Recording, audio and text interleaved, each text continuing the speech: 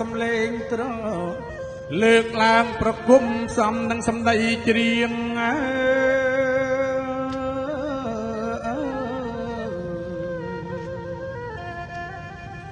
លោកកាយបត់ជ្រងនិមន្តយាងអរព្រះគុណម្ចាស់ថ្លៃយាងអស់លោកគ្រូតូចលោកគ្រូធំ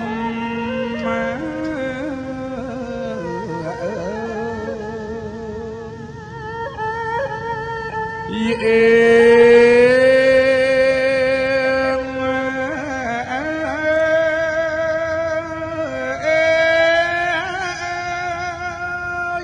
សូមយាងអបព្រះបារមីសម្ដេចព្រះមេត្តា